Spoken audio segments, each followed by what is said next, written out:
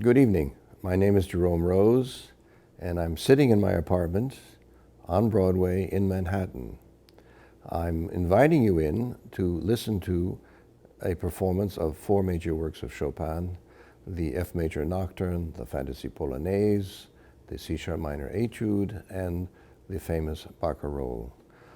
One of the reasons why I would like to perform and record and video in my home is to create the intimacy of this music, and I believe it gives it a different profile to being performed in a concert hall. I also want to, in a way, create an intimate atmosphere of this music and, in a way, show you where I, as an artist, work and spend most of my life and most of my time. I've also invited David Dubal, a very famous pedagogue, author, and great musical personality, to discuss this music and, in a way, discuss my life in music and give you a certain profile of what it all meant to me to be a pianist and an artist in the time in which we lived. It will reveal a lot of experiences and anecdotes that I think you will find interesting. I hope you enjoy it. Thank you very much.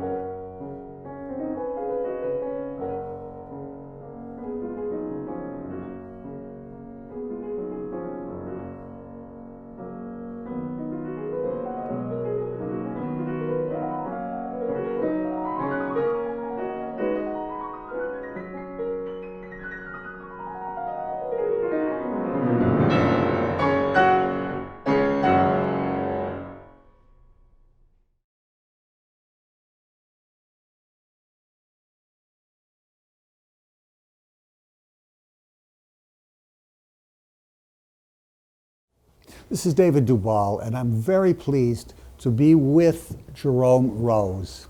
I just heard him privately in a very beautiful Chopin recital, and I've wanted to speak to him for a long time. We haven't really spoken formally in an interview since 1986. That was some year for you, wasn't it? Well, it was a hallmark year for me because it was the Liszt centennial, the 100th anniversary of his death. And I was very fortunate to have an interview with you.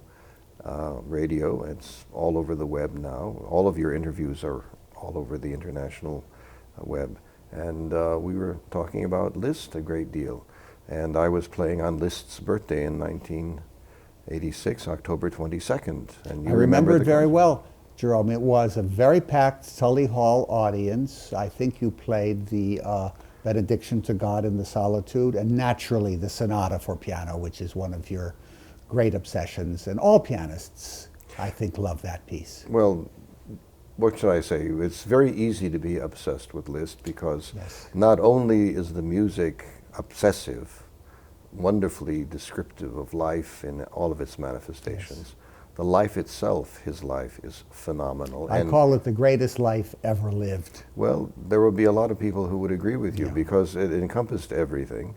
And the man was aware of life on every level. On every level. The sensitivity, the outreach to people, the helpfulness, the sainthood, really, of Liszt. But let's talk about the fact that you got, and this is a wonderful thing because often people work very hard for someone else, so to speak. You were all your life working for Liszt in a way whenever you recorded this immense discography that you have. But you were honored by the country where Liszt is really the symbol of many things. Is this it? This is the first honor I received was this was from the Liszt Society of Budapest. This was for 6, at that time they were LPs, and that was the Année de Pèlerinage, the Years of Pilgrimage, and again the Benediction was also honored in its performance. And actually, fast forwarding the year 1986, in which I was very active with the Liszt Centennial, giving a wonderful, what should I say, a whole festival we did in Washington, D.C. Was I there? You were there. Yes, yes, with you Alan have Walker been- and Alan Walker was there, and we had the Kennedy Center, we had the National Cathedral, we had the Smithsonian, we had the Library of Congress. It was quite a great. And the Hungarian government honored me for this contribution, which was very lovely. Many people did receive this, but I was very pleased to also be honored by the Hungarians. Oh, I mean, you know, it's a treasure. And how interesting the thing is, isn't it? Look at that. Yes, it is quite lovely. For those who will see this, it's quite a beautiful medal of some kind. You know, Jerome, Liszt, of course, has been one of the backbones of your repertoire, but it's a big repertoire. I know that in the last 17 years alone at the International Keyboard Festival, that you have literally had a different and huge program every year. But Liszt is always somewhere there, but he's certainly not always predominant. Tell us a little bit about the... I was very fortunate to actually have made many DVDs of Schumann, of Schubert, of Beethoven, Brahms, Chopin, and I've included all of these composers in these recitals. Basically, I've given a different recital every year at the festival. And indeed, as I recorded this evening, Chopin, very close to my heart, Chopin as well, because my father was born in Poland. He was a Polish subject, and I feel imbued with this Slavic blood, Jewish, but nevertheless Slavic influence. It's all mixed now into one great Chopinism. Well, as you know, so many of the great Chopin players were Jewish. Of course. From Hoffmann to Horowitz to Rubinstein, and I've always revered this great tradition and have been fortunate. Unfortunately, I never did hear Hoffmann, but certainly, as you know, the Horowitz legacy. I even heard him before his hiatus of 12 years. I heard him in San Francisco. It was quite a growing up period in San Francisco. I want to get to that right now. This is where you were born, right? I was born in Los Angeles, but I would consider San Francisco more my home. Okay, this was, when you were born, this was like a champagne air. Everything was beautiful there. What was the experience growing up in this town, which is almost legendary? Well, San Francisco is legendary, but also Los Angeles was legendary. And there was this, what very few people really know was the tremendous influx of the Russian emigres into Los Angeles. The movie industry attracted so many, all of them, yes. so many of the great, great Russian artists of that time. And I was very much under that influence. And actually, one of my first piano teachers was Loren Maazel's uncle, Marvin Maazel, who was a completely Russian-trained pianist. As with so many pianists of that period, my earliest training was of the Russian school. Petrograd Conservatory was really at the hallmark of my early training. How long were you living in Los Angeles as a I was in Los child? Angeles 9 years. And then the family moved north to Berkeley and to San Francisco. Okay, so I always thought you were a total native of San Francisco. Not quite, but Not quite, huh? not quite. But California still is imbued in my psyche, and I love it dearly and miss it in many ways. And the gateway to the Pacific had a tremendous influence. The sensuality, the wine country, the beautiful setting. All the things you still love. All the things I still love, yes. So this is an unusual setting for a young American to be in the West at that time, actually. Well, not as unusual as you would think, because San Francisco was the home. Menuhin, Isaac Stern, Leon Fleischer, witnessed several of the great artists. And in the war, of course, all of the emigres were all here. the emigres, and I actually was the recipient of this emigration from the war. One of my, I mean, they all left 1935. In fact, all my teachers left during that early Hitler period. This is Harold Logan was the assistant to Egon Petrie. He was one of my great teachers. Adolf Bahler. Really? Left. Bahler was in San Francisco, Bahler right? was in San Francisco. He was a very important influence on Bahler you. was a great influence. He was the one that I worked with him for 4 years. I played with the San Francisco Symphony. I was soloist. Oh, you played with the symphony as a child? I was 15 at the time. My goodness. They made my debut. Played with them every year following that. What piece?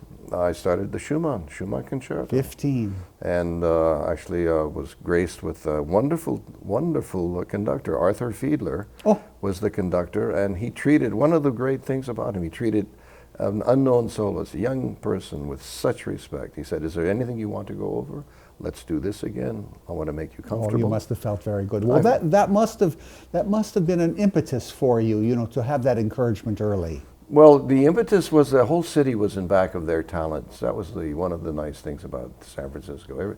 You were recognized very early on, and they promoted you, and they helped you, and they were very, very supportive of the young talents that came from that city. And as you say, many of the great talents went on to very great careers. Yes, absolutely. It was there's a whole book on that alone, music in California. Bahler was the one that introduced me to Rudolf Serkin, and I remember my first performance with Serkin at the Mark Hopkins Hotel.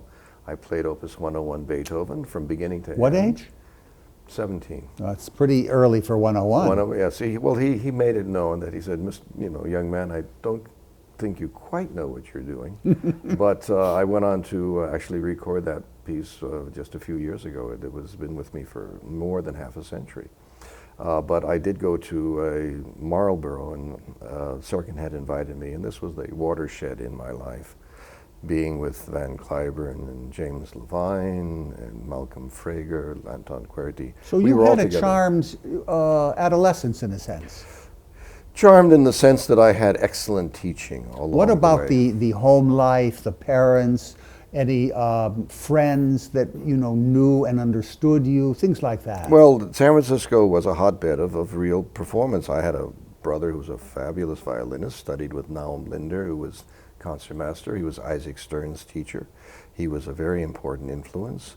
One of the conductors that I had worked with through many concerts his name was Dennis Berg. He's no longer with us anymore, but we were in Czechoslovakia together. We were in the Radio Éireann Orchestra in Dublin. We were together, and these are all people. You know, the friends of your youth are carried through Yes. your entire life. Jerome, this was, though, an unusual childhood because it gave you a confidence which I think you have always had in your life, even if you've been like, well, it's not what I still want for my art, I want to get it better and better. You're always unhappy with it, yet you always are going up, forward. That must have happened in the childhood atmosphere. Well, you have to understand that I, from the age of 13, frequented the War Memorial Opera House. I heard every opera. I heard every symphony, all the visiting orchestras. I heard every And they were really there then. I heard every single soloist. I heard the debuts of Oistrakh and Gilels. I heard Heifetz. I heard Szigeti. I heard all the great artists. I heard Solomon in this performance. In my early youth, I even heard the great Beno Mazejevich.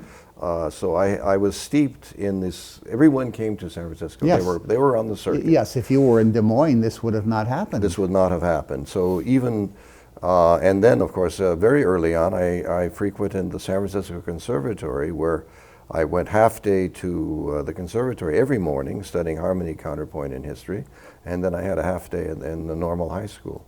So what was the high school like compared to the high school had many, you had a very informed principal, and he didn't mind my going half a day. And many of us did go half a day, but I had all this very early training, and great preparation for hitting New York, which I did at 18, studying with Leonard Shure. This was Serkin who actually said, no, you must go to Leonard Shure.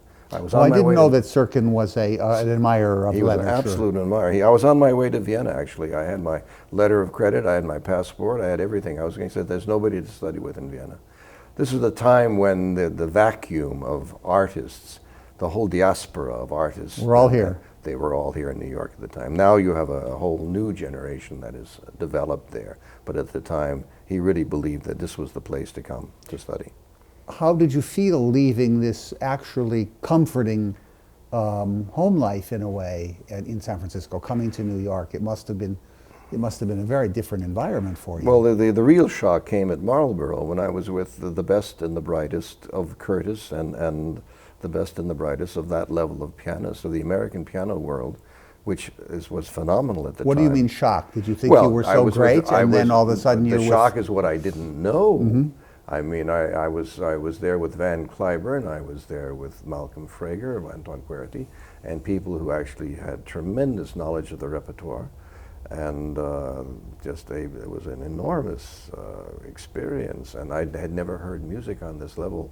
That was the summer that Serkin had recorded six Mozart concerti alone.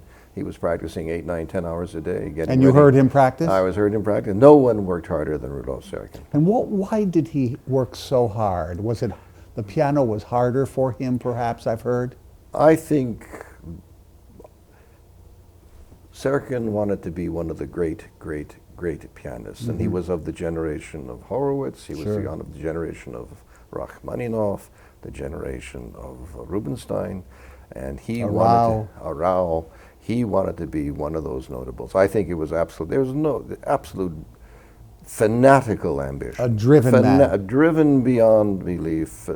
And a great artist, I mean, knowledge of the chamber music and the vocal repertoire. I still remember Doppelgänger with Marcel Sanger singing and Claude Frank playing. I'd never heard Lieder, the German Lieder sung in such a way that it was transformative. You had never experienced music, drama. Even in opera, I never had experienced the kind of one-on-one drama of the poetry, the words, and the music synthesizing such an effect upon me. It was cathartic, and this has been with me, actually. These experiences have been with me. Well, you've continued with accompanying in the Winterreise of Schubert. Yes, of course. But I mean, let's put it this way: you cannot explain the inner life of how you become transformed by influences, by teachers, Yes. by the environment in which you live.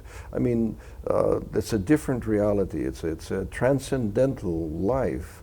Well, that you we must aspire. feel at odds with our time, because the young don't have these transcendental experiences very easily. Not very They hardly easily. relate to anyone. The transcendental artist has always been at odds with the society.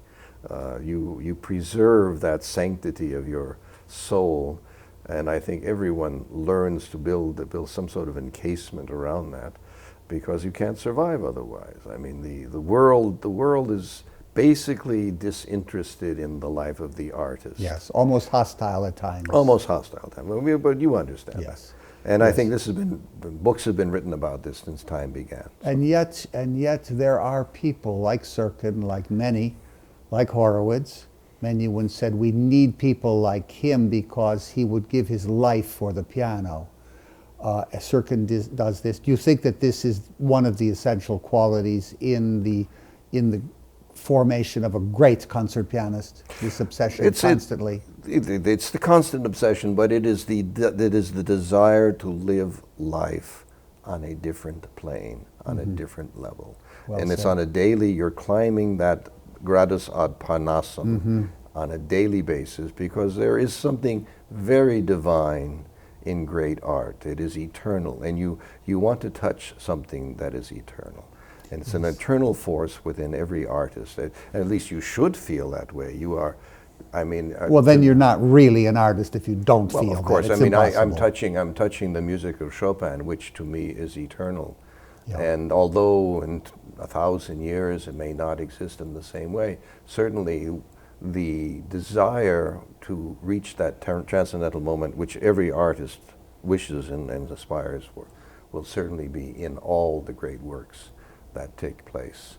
And I think you have to feel that way. You have to feel the benediction of God in solitude. And Liszt understood this, and we go full circle back to his desire for the transcendental meaning of life. Oh, so well And said. of course, but this, I think every art, if you don't, maybe, I really believe you need to articulate this in words. I often ask students, what is great playing, and what is it that you want from your own career and from your own life? And then you just can't say, I want to win the competition. Right. I want to play. No, they say, what is your life? What is the meaning of your life? Yes, you mentioned in speaking the Gradus ad Parnassum, and of course Chopin taught these Etudes of Clementi to his students. There's nothing like the continuity of tradition in piano playing, but here is this aspiration actually put in print as early as 1819 when these 100 Etudes of Clementi came out, and it's absolutely thrilling. Now I ask you this: you sometimes are hard on yourself, but I think that deep down you're still excited that you are in the arts and that you're a pianist. I think it just makes you happier.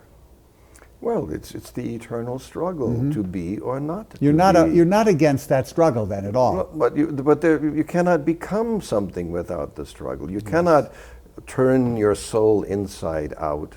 This is not something that happens easily. I mean, actors understand this completely, and we are what are we but on the stage of life, trying to create something meaningful out of mere existence. This is the whole purpose of the artist's life, is to touch something that has an eternal force and to become part of this. Otherwise, what is the meaning? You're merely taking up space.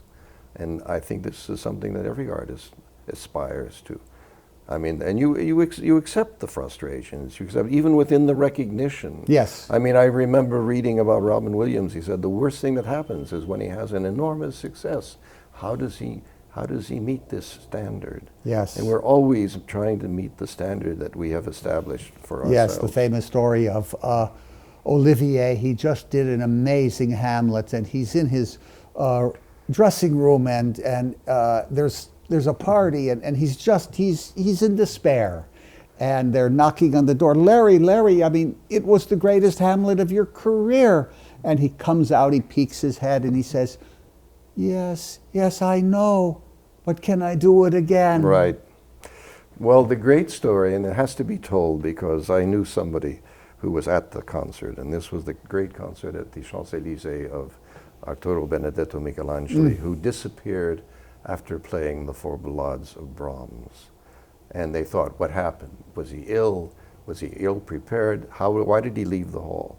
He left the hall because he had finally played the performance, and he wanted to cherish the great moment and not spoil it by coming out and playing another piece.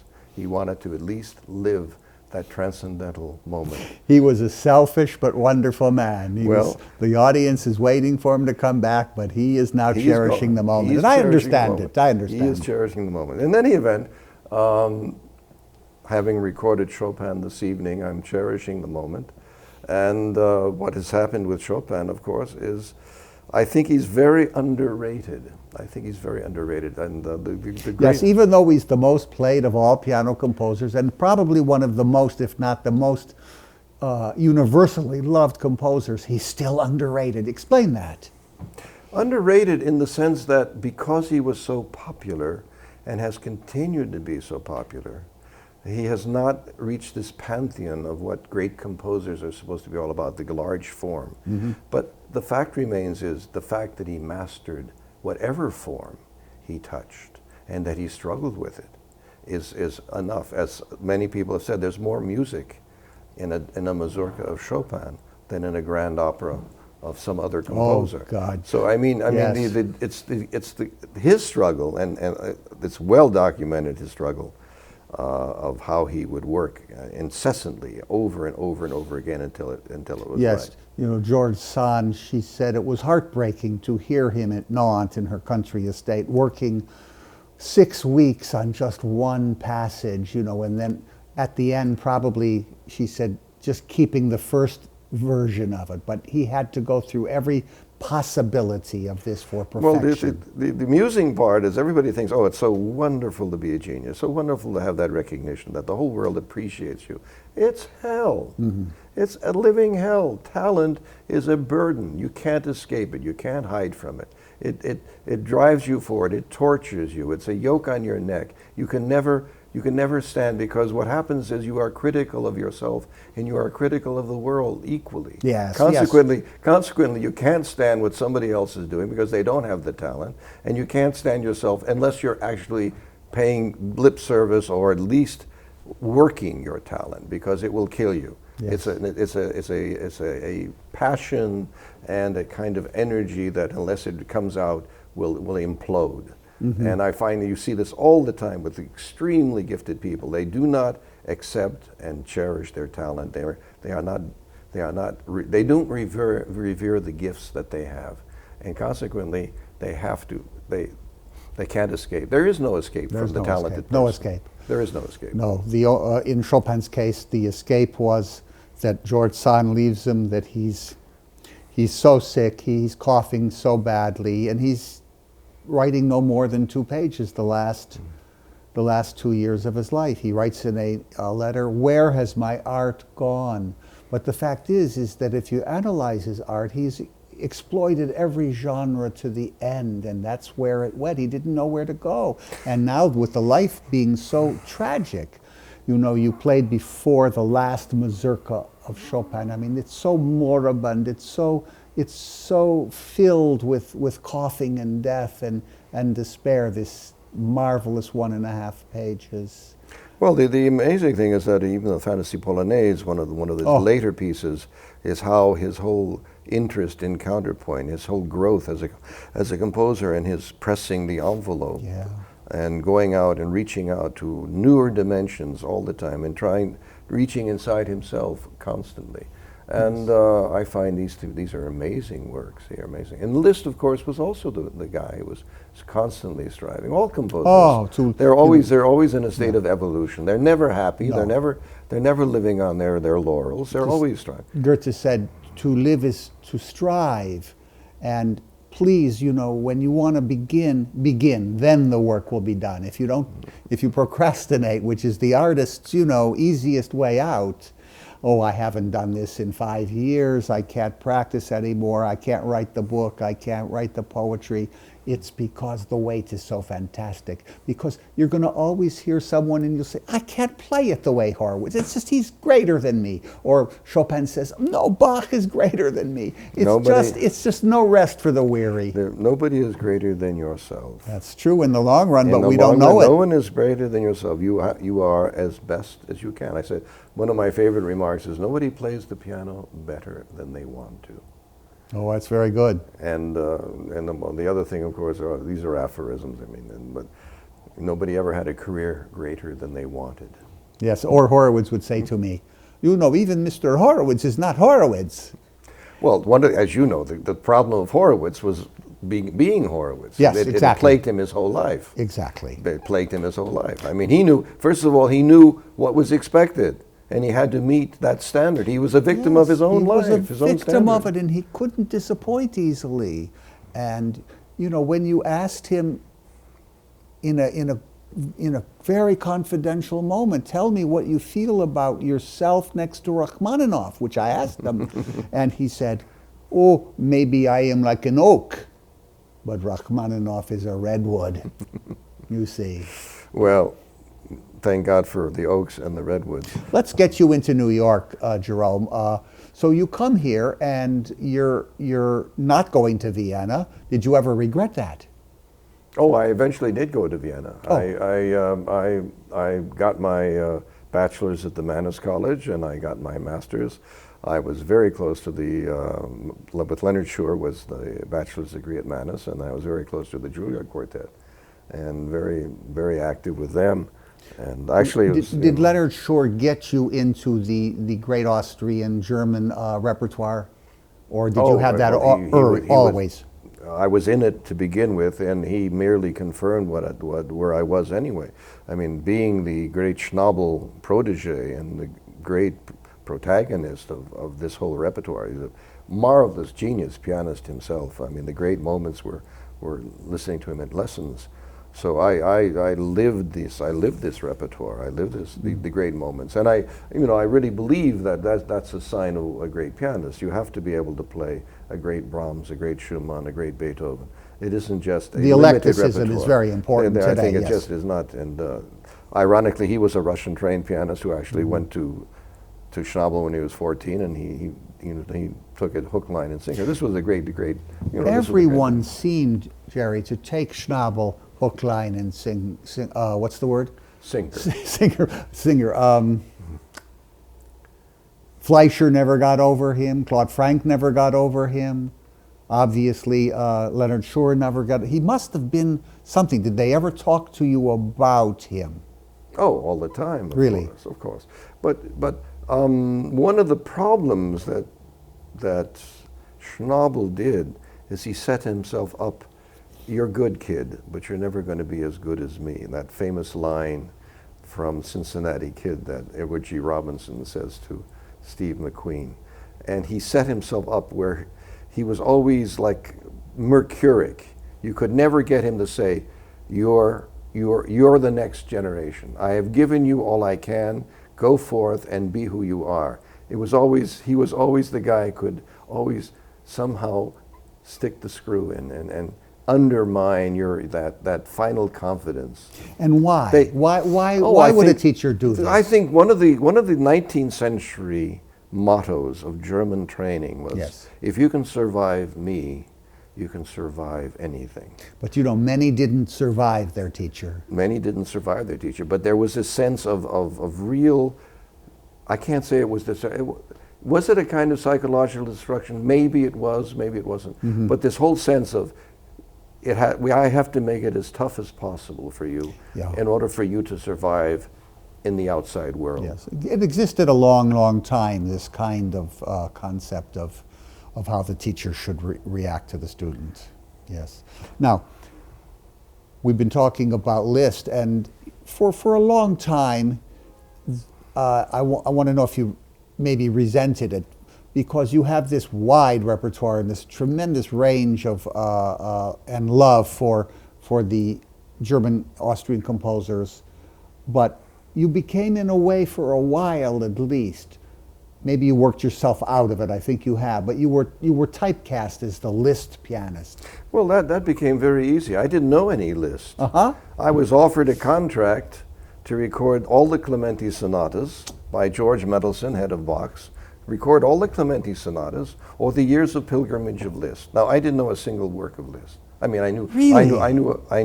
I had at one time played the Mephisto Waltz, which I loved when I was 16, and I learned the Liszt E-flat Concerto, and I knew one Hungarian Rhapsody. That was it. So I started with absolutely nothing. What a repertoire you I developed. started with, he said, give me the timings. So a week later, I actually went through the entire Année de Pèlerinage, and I came in with the timings of all the complete works, and I recorded all 3 years. And this, of course, won my pre-disc. And it was so successful, he said, well, let's do the Harmonie Poétique and the Legends and the Polonaises and the Transcendentals, yeah. That's right. All of it. So this started the whole ball of my Lisztian experience. And I remember, and when I won the Prix de Disque, I forget his name, he was one of the professors. I was on the jury of the Munich competition. Mm-hmm. And he said, you just won the prize. He said, I just heard you. I said, okay, this is ridiculous. I mean, I wasn't even a Lisztian. He said, I'm a completely classical trained pianist. He said, that's why you play Liszt so well. Very, very smart. That's what he said, because you know how to play Beethoven and Schubert and Schumann and Brahms. And Liszt knew how to play everyone, and was Liszt the first to ever play Beethoven sonatas. I respected the score. Yes. I brought my classical training to the learning and to the performance of Liszt. Yes. He's often played just too much, even in the most serious works, as a gypsy. Yes, he's played like a gypsy, and of course he played the entire Schubert, he played the entire Beethoven, he played the entire man repertoire. to play all 32, not in cycle, but throughout his career, in all. So what does that tell you about and the great symphonies, transcribing the symphonies, everything, transcribing all the Schubert songs? What does that tell you about Liszt and how Liszt should be played and the respect to the score? Oh my God, Beethoven's, in Weimar, Beethoven's portrait was everywhere. All right. You know, that was the main composer. So what is this telling us about how Liszt should be played? In any event, this is what I have always brought to Liszt, and I really can't stand undisciplined playing. That so much is going on with the works of Liszt, and of course so many composers today. And that's where he has become underrated because of his interpreters. They either don't have enough technique, as Busoni said, to play him properly, or they don't respect him as the composer. They don't respect him, and they do not understand his transcendental desires. No. Arthur Friedheim, Jerry, actually said that he wasn't quite of this world. There was a spiritual aura about him that was mystical. Well, this has been by all the people who've heard him. They wrote that his playing was transcendental. Yeah. And this, of course, as we go back full circle to what I said, the desire of every artist to have those transcendental moments. And that's what he wanted. And the music had to be transcendental. And unfortunately, it's not, ironically, the music is not widely known. People really don't know the Years of Pilgrimage. They really don't know the Harmonie Poétique. They really don't know all the transcendental etudes. Not at all. We're talking about hundreds of pieces in various forms, the transcriptions, there is no such thing, as Aaron Copland wrote in an essay, of any Liszt piece. You may not think it's completely wonderful, but there's going to be something startling in it. Well, once again, like Beethoven, he was one of the great dramatists, one of the great music dramatists of our time. And of course, if all you have to do is look at the opera transcriptions, how much he understood and loved opera beyond belief. I want to get you into Europe. When did you go first? I actually got a Fulbright to Vienna following my master's degree at Juilliard. The year was 1961, and then a lovely gentleman who was a great supporter of mine. I should mention these names because I never forgot. Mark Schubart was the dean. Dean of Juilliard. The dean of Juilliard, and then also he had great connections with the International Institute of Education. So I got a scholarship or a stipend to attend Bolzano, Italy, and compete in the Busoni competition. How old were you? I was not yet 23 at the time. The Busoni was a competition that has the greatest name in the world after Liszt. I mean, this is the most revered pianist. This is the one I myself would just love to have heard. My own teacher, Arthur Lesser, said, it was shocking. It was shocking. Everything he played was shocking. Oh, I can never forget a note. The great interpreters. So yes. here you are, and there's a tradition of fine winners, you know, that have won this. Did you feel that you could do it, or because you did win? I always felt I could do it. Okay, so that confidence we were talking about. It's not.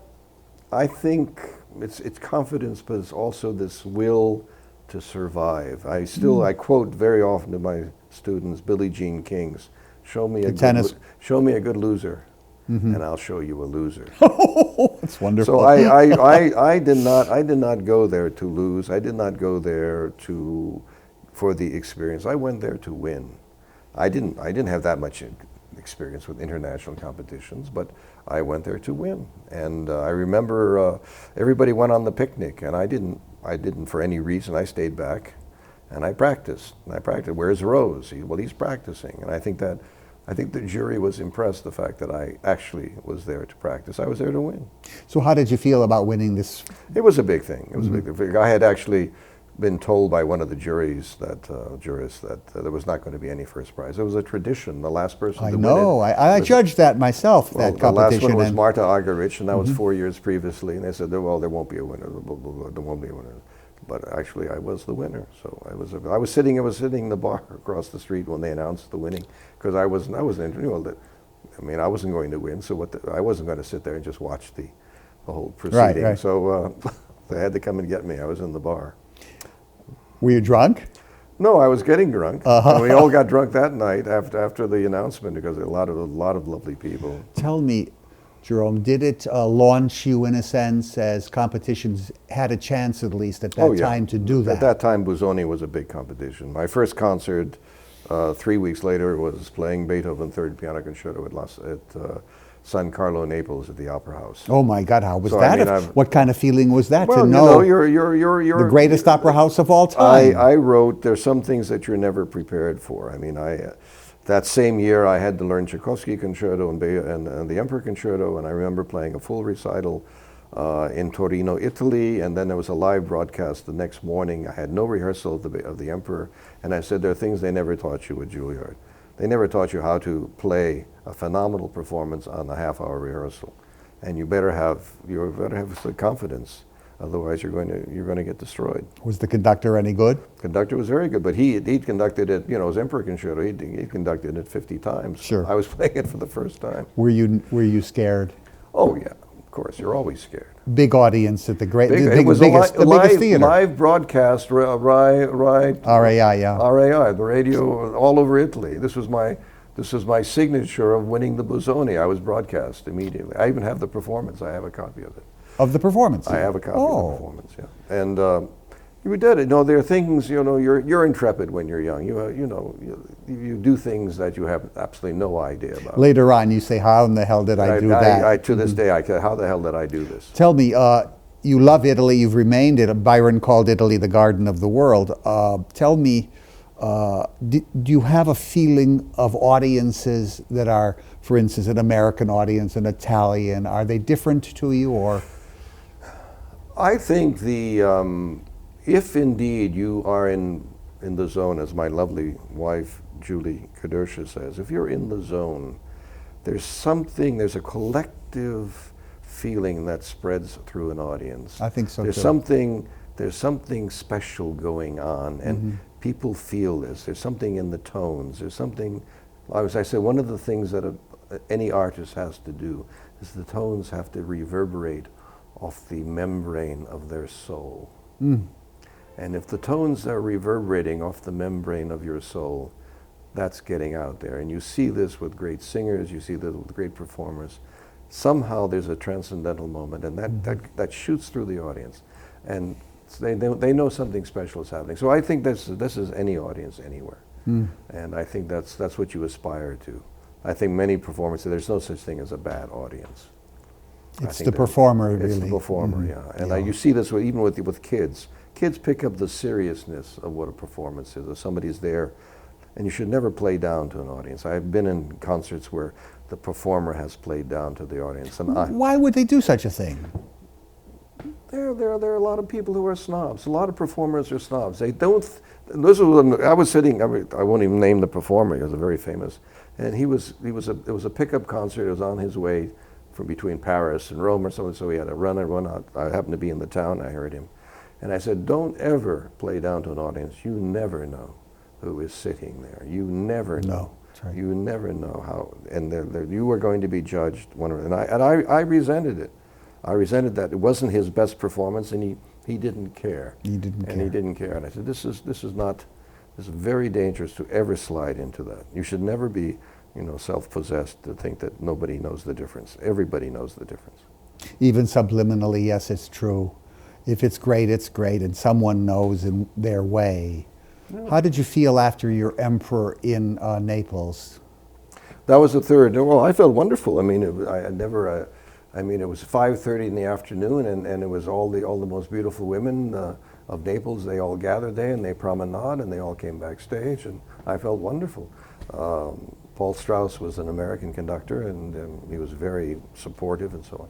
But yes, you were in the big leagues right then, right there. That's Trial by fire. That's what I'm getting at. Yeah. Trial by fire. No. This is what you learn as any pianist learns, and I even had the year before. Or the year after, actually, I was playing a Mozart concerto at the Maggio Musicale in Florence. Who was playing the night before an all-Mozart program?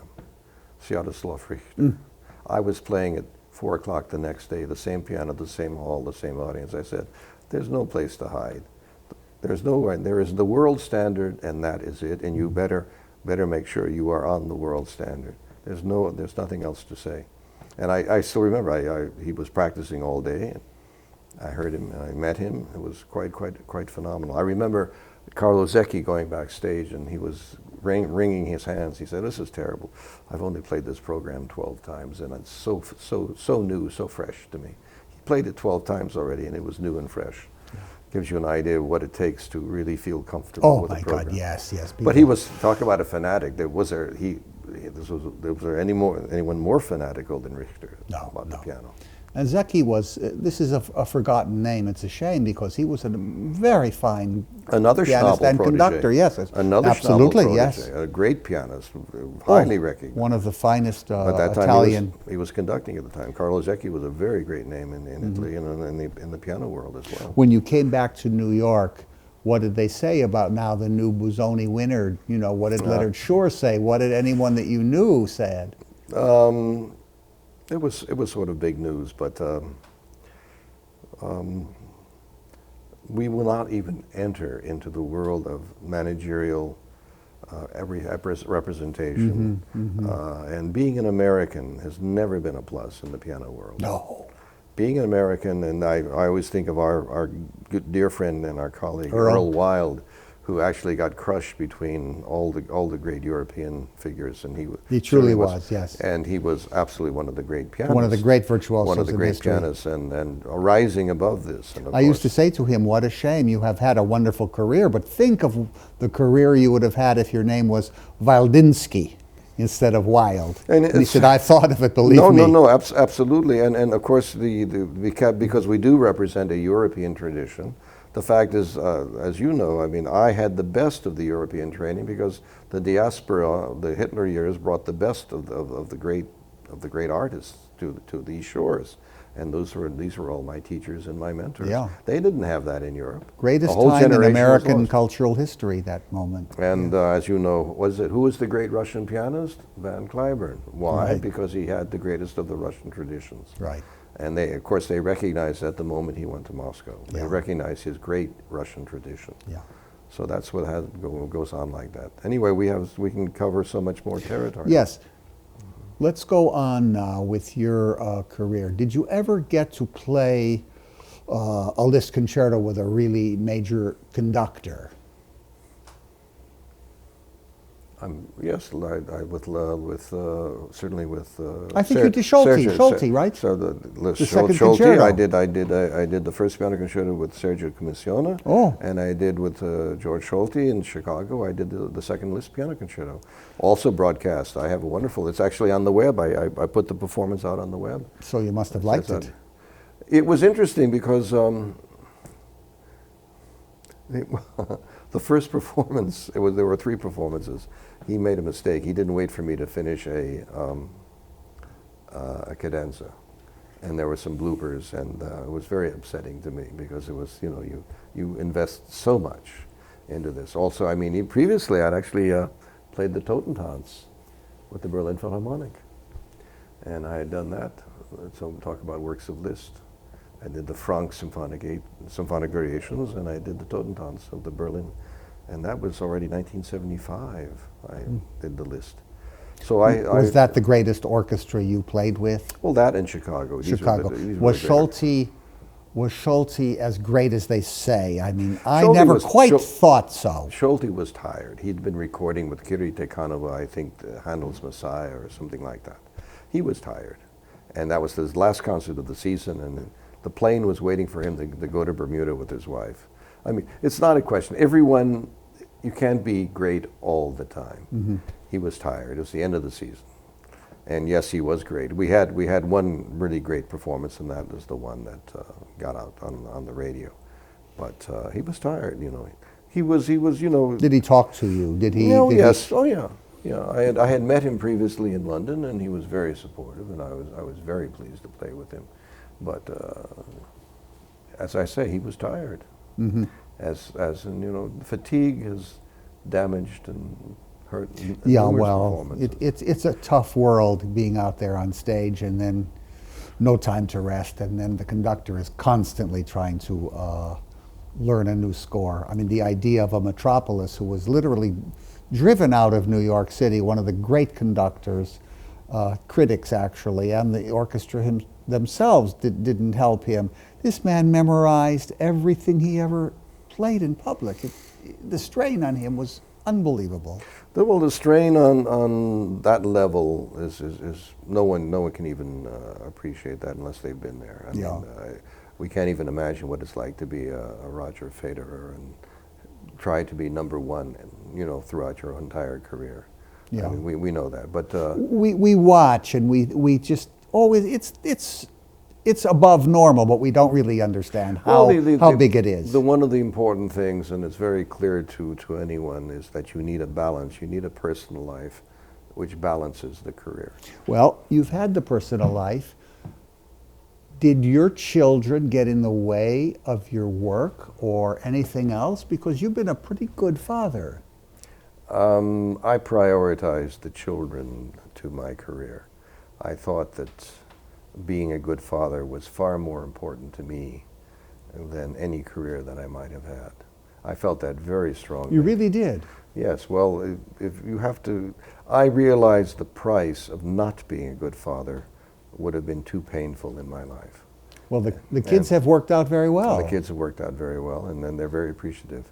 I don't think they really know what was done in their name. But I think as they pursue their careers, I think they have a sort of an idea. No, this was very important to me. One of my favorite remarks is, what does a human being need? What does a man, what does a woman need? Everything. It's a wonderful remark. They need everything. What do you need? Everything. And I needed everything. Mm-hmm. And still do. Yeah, you still do, don't you? And still do. You want it all. I think I wanted it all, and I did my best to get it all. Now tell us about the fact that did your kids play musical instruments? Did they love music? Did you inculcate that in them? Yes, absolutely. In fact, I have one is a wonderful cellist.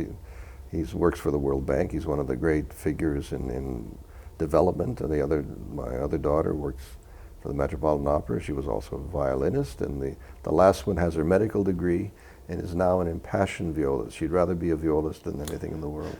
Jerome, you've been quite a dad. No, I listen. I have to say the heredity and genetics play a tremendous role in the identities of children. And I think they would be like this whether I was around or not. I just think genetically they inherited this. I just think it's there. I think they're all artists. So you're admitting to the world right now that you have good genes. I'm admitting that, but I think they're all artists. And once again, it's very curious. They cannot stand not being artists, no matter what they do. Interesting. They need to be artists. They are absolutely driven. That's not genetic. You put that in their brains. Maybe I did. Yeah. Maybe I did, but I'm not sorry. Let's talk about the pieces you were playing for me before, because this is an all Chopin recital that you're doing. The Polonaise-Fantasie, we remarked a little bit about it. You want to just talk a tiny bit about some of these pieces, because Chopin has always obsessed me. Well, the Polonaise-Fantasie is exactly that. It's a Polonaise, and it's also a fantasy. It's also a very large work, and as we know, Chopin obsessed over the large pieces. The three sonatas, the first one, of course, was much like Hummel, and the two he actually worked on and worked on and worked on. And I'm sure at the end, this is one of the later pieces of the fantasy, I think he was reaching out on a completely different level. I mean, there's nothing like it in the repertoire.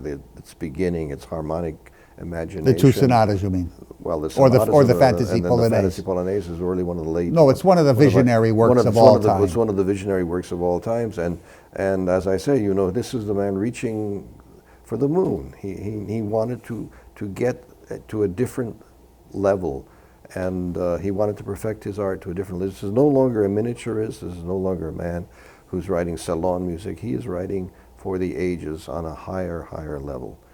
And of course, the problem, of course, is how do you get there as a performer? How do you put it all together? And how do you balance this and make a great performance out of all of this? And this is, of course, the art of the piano. It's the art of the great dramatist. You have to understand that great performers, great pianists, are music dramatists. Yes, I think nobody understands that the pianist of all musicians, with his amazing literature and his aloneness, is playing more roles than any musician could possibly play. You have to be in Bach a specific actor, you have to be in Chopin another kind, and that's why it is so difficult to be a pianist, because so many people play everything the same way. Well, but I don't know at what point do you realize you are the single actor on the stage and your script is the music that you are presenting. I don't know at what point you understand that is your task. Soliloquy to the gods. True soliloquy, you're just talking to them and singing to them. The music is coming through your body like a singer, and any great pianist is feeling that of a singer. They are breathing, they are living the music physically. And this is what makes a performance, is the whole physical, and that all of this. And of course, the great performers understand this. I don't know how the younger people get this, unless they have some sort of a role model that they live every note. And I think this is what makes a great performance, of course. Truly, you have to be the Hungarian gypsy in the Rhapsodies, and you have to be a true mazurka dancer, in a sense, in the mazurkas. It's so variegated. The late Beethoven, you have to be an enigmatic, and yet the last movement of the Opus 111 is like, it's beyond our ability to use words to describe it. So this is your great literature, I am convinced, and I think you must be too. There is no literature to compare with it, nor anything basically more romantic than the one person on stage alone. You don't need a violinist, you don't need a singer, you don't need a harpist, you don't need anything. You just need the gods to bless you with a little inspiration.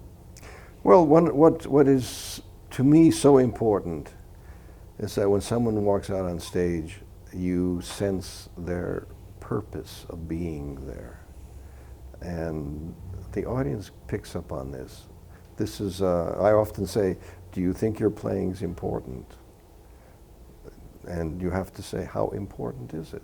And you have to say to any young person, yes, it's important. I said, why are you there if you don't think it's important? And I think there is always the religious overtone of the messianic figure, the person that has a message, and then that message has to come out. And this is, of course, what makes a great concert, is that you're hearing the messages. Mm-hmm. What is it? Somebody said to me once, and it was a great compliment to me, he said, "You play as if you know the words." And it was quite an interesting comment. Very, very interesting. How do you get across all of these thoughts that we've had and talked about to the students? Because you've had a very, very long and large teaching career. You've taken it very seriously. I think like any parenting situation, I think it is by the way you live, by the way you play. It's just basically, I mean, I learned where I am hearing great piano playing and hearing what great piano playing meant. And I think this is basically, and one of my favorite remarks also, if you want to become a master, you study with a master.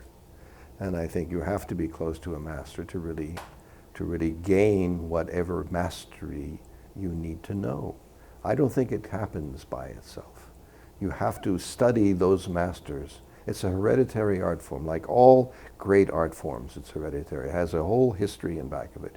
And you study these great performers. The history in back of it is what I'm worried about with the young today. They have very little awareness of that. One of the great moments is that what is your listening library? Mm-hmm. What is it that you have heard? Because as we know in music, if you don't hear it, you can't play it. Yeah. You have to know what you want to hear. There are no miracles. God does not divine you. You have to know what are the tones, how are the tones put together, how is the phrase constructed, where is it going, where is it coming from, what is the drama, what is the intent, what is the atmosphere that is being created. And of course, this is what the art is all about. It is a language of such refinement, enormous refinement. Do you fear, Jerry? Do you fear that that it will be lost eventually in our more Philistine, materialist? I think it will be. I think it will. No one knows how long the piano will last in history. It certainly it's done very well for 300 years. It's amazing. It's done very well, and God knows that we have millions of Chinese who are killing themselves to create music on their own. So it will last. I think art, as long as human life exists, art will exist, and I think the desire for great art, whatever that medium they may be, will exist. I feel that the great romance of the 19th century may get lost. The lifestyle, the elegance, Don't you think it's lost? No, because I'm trying to keep it alive, Okay. and you're trying to keep it alive. And hopefully the next generation, I mean, you've influenced thousands of students, and I've influenced. I hope I've done a good job. And no, I think love will keep it alive. I think the love of it. It's a beautiful statement. Love will Love keep it alive. Mm-hmm. Without love, it will die. Jerome, we've talked about several, to say the least, great people in your life, Schor and Schulte and Sirkin. Did you ever encounter the great Casals? Well, in 1965, Casals was conducting and actually giving master classes at Marlborough, and I happened to be there, and I was actually able to play in a master class.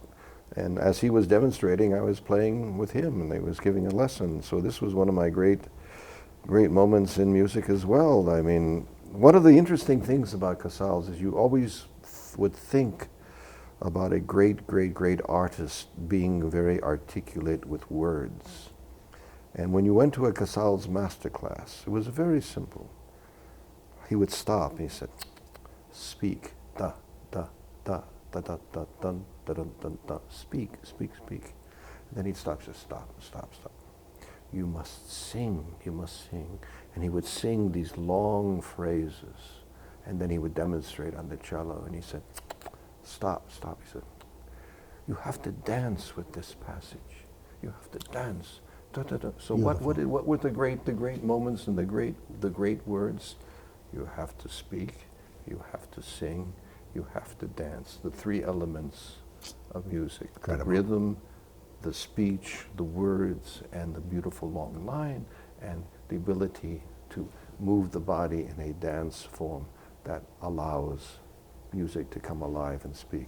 I thought it was a miracle. I said, because he didn't need to philosophize. He didn't need to talk about, the great transcendental moments of this and that. He said, no, you make music, and the great moments will take place if you make the music come alive in its simplest, most beautiful form. What's interesting is you soaked that whole lesson up very well. It's still with you. Because these are the essentials. Yeah, you have to know how to speak, you have to know how to dance, you have to know how to sing. I mean, these are the three essentials of music. So let's get to a concept. You're a very serious man. I suppose I am, yes. I'm a serious man because I think life is serious. I believe that time is serious. I believe that as we are talking now, I want it to be after we are no longer here, somebody may watch it, yes, and somebody might get something out of it. Yes, of course. Because I was here to serve a purpose, as were you. I think David. Every artist at heart has here, that. Yes. We're here to serve a purpose. I want to go out. I just recently talked to Menachem Pressler, who's now 91. He's playing all over the world. He said, it took me to 91 to be recognized as one of the great solo pianists, which is something I always wanted. I mean, anybody can play trios, but to be a great soloist. Oh, fantastic. So he was Isn't it wonderful? He's wonderful. But I mean, he's alive, he's everywhere, and he's playing. No, this was his life. Playing, I always used to tease Menachem. I said, Menachem, why am I paying to buy a ticket to your concert? You're having such a wonderful time. You should be paying me.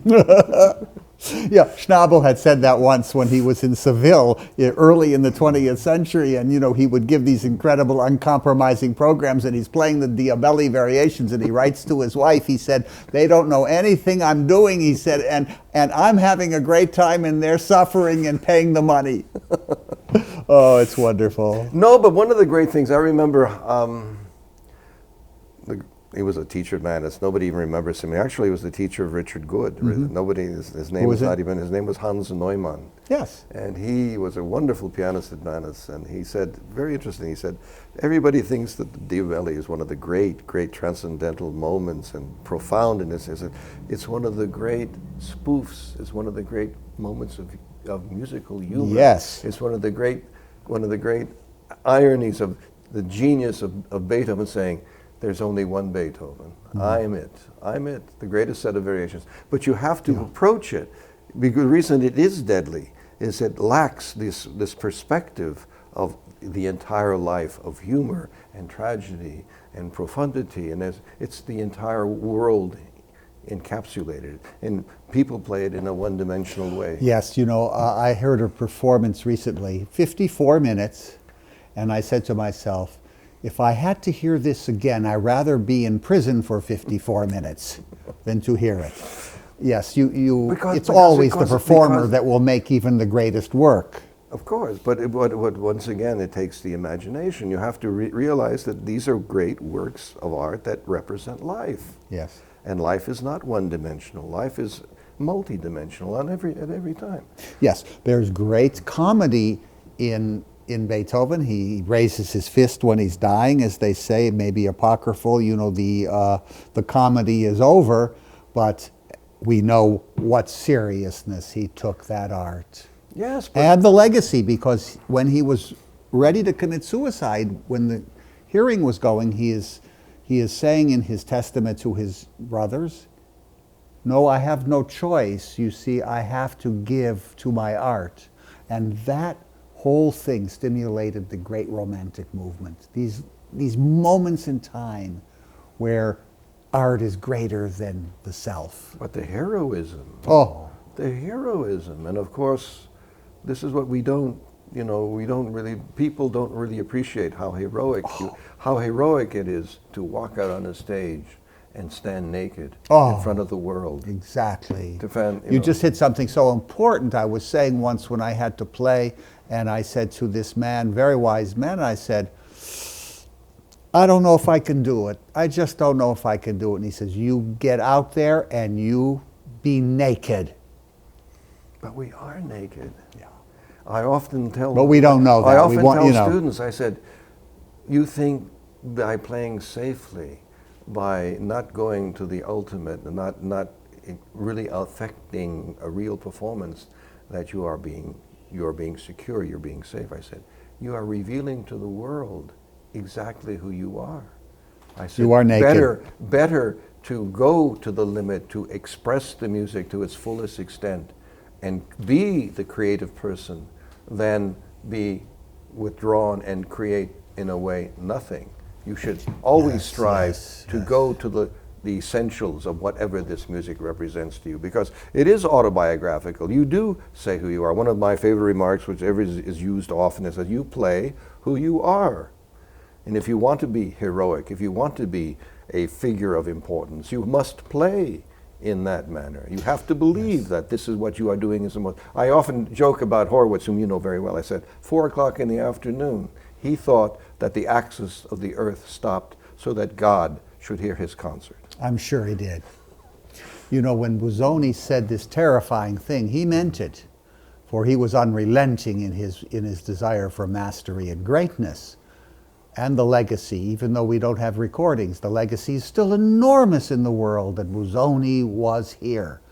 And he affected so many people. But he, in a letter, it was a terrifying thing. He says, I can tell within 10 seconds what faults you have as a human being. All I have to do is hear you play.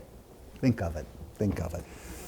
Let's talk, though, Jerome, about mastery. Yes, it's great to have the psychological confidence and that you can go out and play nakedly and go to the extremes.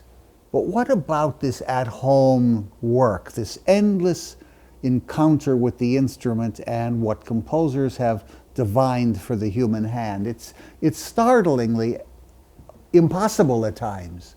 How do you, because many people can't push themselves into the mastery area or the over-mastery that they're able to do it in public. You must have grappled with this many times. I go back to my previous remark.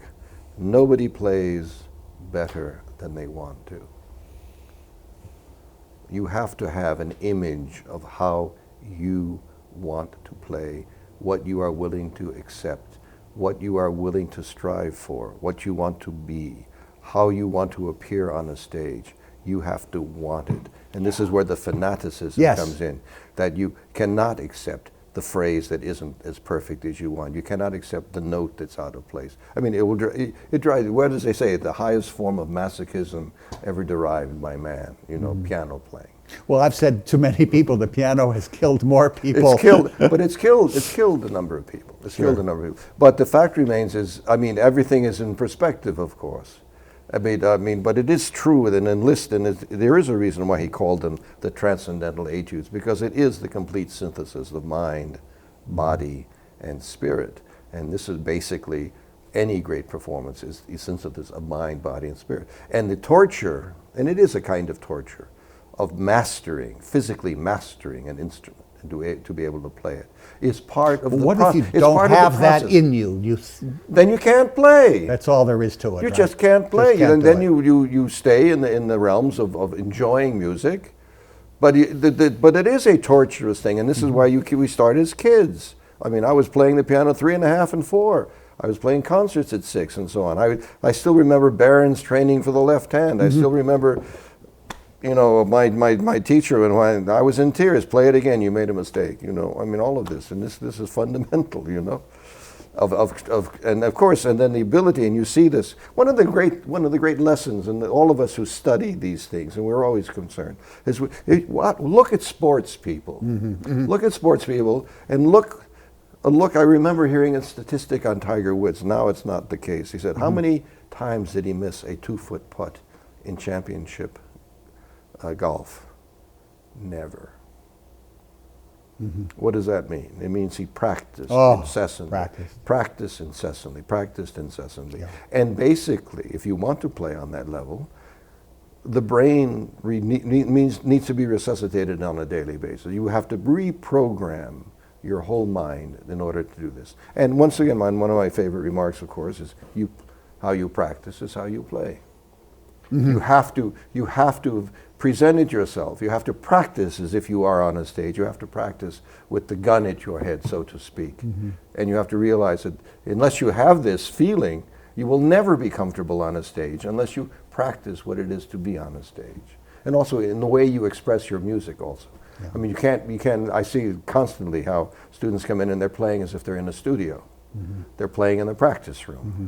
They're not playing on Carnegie Hall right. or Tully Hall or the Berlin Philharmonic. And of course, when you play with orchestra, you have to be bigger in life. Otherwise, I mean, we see in international competitions all the time. They're very good soloists, wonderful soloists. They disappear in front of an orchestra. They don't know how to command a conductor and command an orchestra. Mm-hmm. The sense of rhythm, the sense of drama, the sense of tone. Your tone has to be bigger when you have 100 people in back of you on a stage. You have to learn how to do all of this. You have to believe. You don't even realize how loud it is until you're there.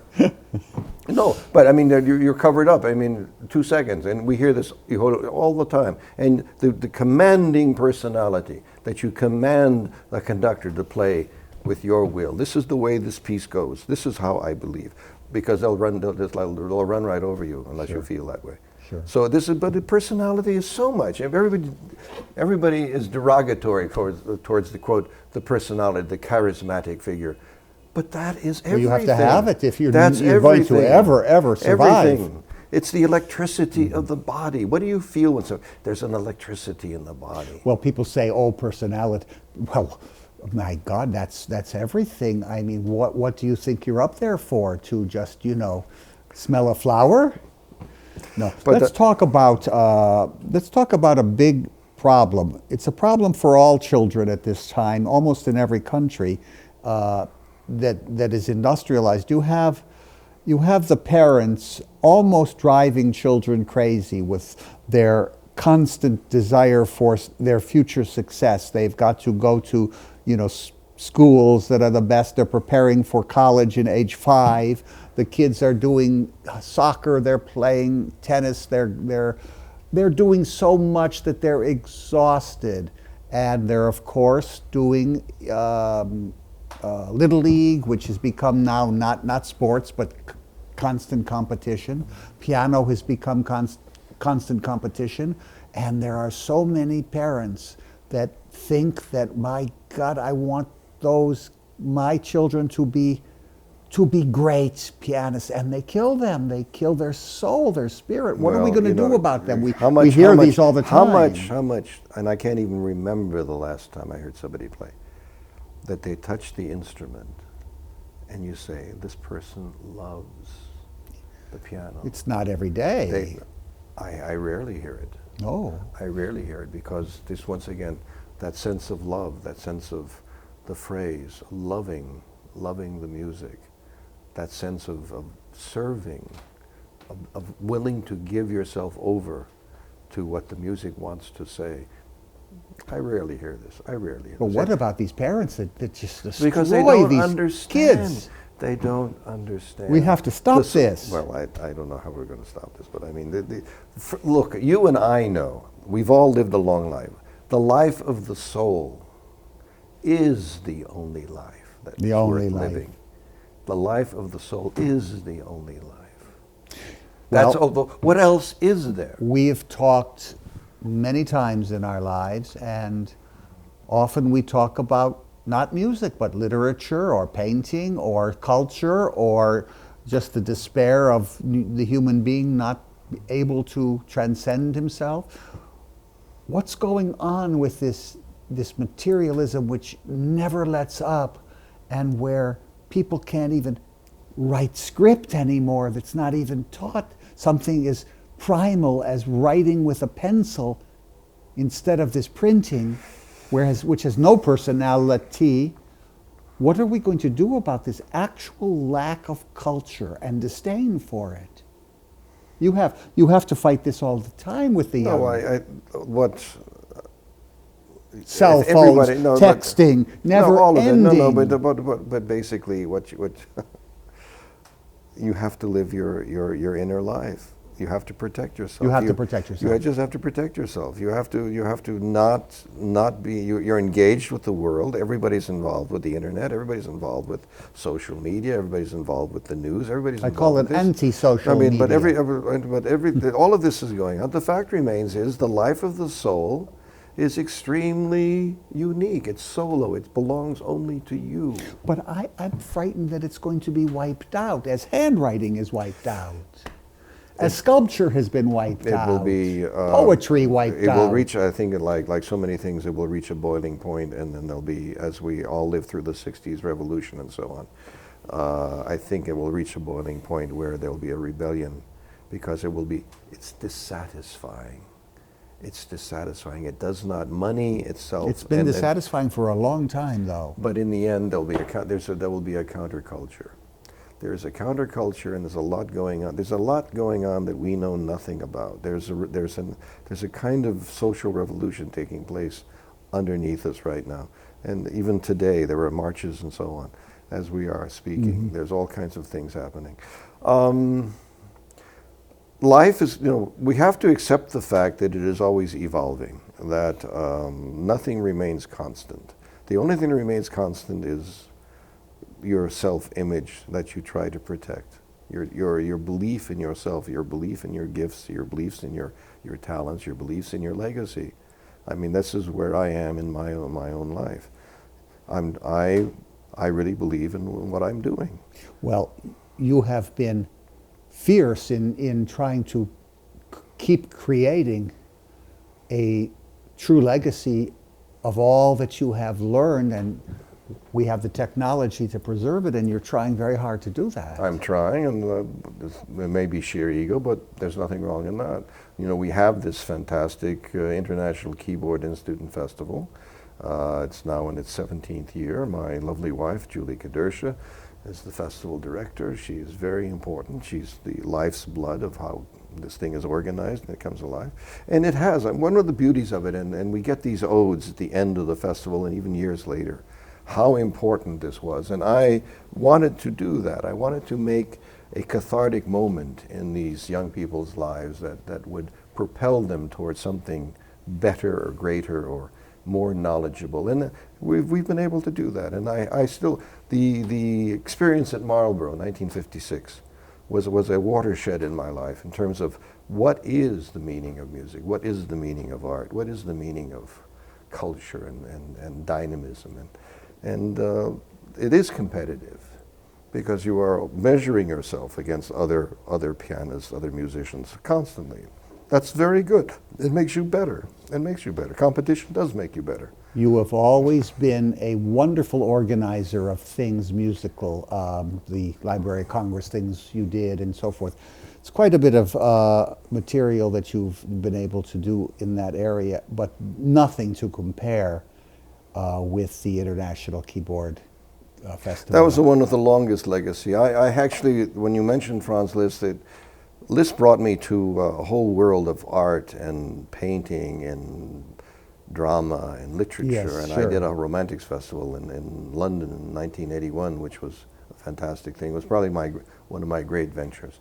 But it taught me a lot about how to put a festival on and Mm-hmm. how to make it happen. Mm-hmm. And then I went on to 86, I did the Liszt Festival. 97, I did the Schubert Brahms Festival at Right. the Library of Congress. I think you were there as well. Mm-hmm. You came down for that. That's so right. I was all a prelude to putting together a keyboard festival where I thought it would have this meaning and purpose. And once again, you learn from your mistakes, you learn from Yes. how to do it, and this has been a very important part. But this part, you must go to sleep at night thinking, not, this detail or this detail didn't work, but this is a vast accomplishment that you and Julie have put together. And it has never had any criticism. That's what's interesting. The 17 years, it keeps going, and it's not just performance, it's teaching.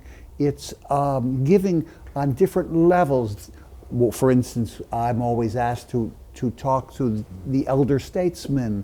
We've done Claude Frank and Pressler and so many, and you've made it clear that you want these things to be preserved on tape and all the concerts are there. How did you know it would be this successful, or did Julie keep pushing you when you were sometimes in? I knew it served a very important And you purpose. have to get them to come from all over the world, and but it serves an important purpose. Yes, of course you it say does. You have a brooch of cynicism, yes. You look at the world, yes and yes, but you have a hungry youth that wants something more. I loved your last lecture last year when you did the history of the American pianist, because in a sense that's who we are. We are of that legacy, and all the people that came here and lived, and all the influences that were, how should they flowered under our work, you know. And this is important. You have to understand, well, what I'm talking about in the way of the inner life and the transcendental world and so on. The young people are striving for the same thing. They want the same thing. Anyone who feels what it is to be an artist, what it is to feel alive, wants this for themselves. Consequently, what I'm trying to do is mirroring my own life and those around me, and giving this opportunity that there is something more. There is a better purpose. And this is why it served. This is why it has been successful. Because there is a spirit, there is a raison d'etre of why it exists. It isn't just lessons, it's lessons in life. And everyone is dedicated to a purpose. They love doing what they're doing. And the concerts are very important. People walk out on that stage. They love walking out on that stage because the audience says, give me, give me. I'm here because I love music and I want to hear a great concert. Yes, Camus once said, cynicism is a product of intelligence, and you have to be able to start from that in a sense. And you've been able to take, no matter what despair you have felt about the world, and I don't know if you admit it as much as I do, but you have taken this festival and made it into a great gem. New York never had anything like this, and it's extraordinary that it has survived. Well, David, you've been a part of this. Oh, and, it's been a great honor for me. Well, but you and I feel the same way. I mean, you've had countless students through Juilliard in Manhattan, and all your lectures and all your radio audience, which is vast around the world, and but because you're a propagator, you have a messianic purpose. I have to do it. I have to do it. You have to do it, and you feel compelled. You're in a way you've created yourself over and over and over again, and your importance has never diminished. And why should it? You know more. You give more. You should be more recognized. I mean, we're always looking for the newer stage, the world platform. Well, you were recognized by the state University so were you. of New York. You have your doctorate from the state of New York also. Right. And up here, there's Bozzoni, there's the list, and then I have various people who are in my life, and my children are there, and my Julie's there, the marriage, and so on. And I'm blessed with 3 grandchildren and four wonderful children. And I had a successful first marriage, and my second marriage is even far more successful. I mean, then you're a darn lucky man, aren't you? But you still want more. Exactly. Yes. Exactly. I mean, every morning, there's a wonderful story about André Castellanos, and he was divorcing Lily Pons, and they said, "How can you divorce this diva, this absolutely gorgeous woman?" Mm-hmm. He said, "Just think.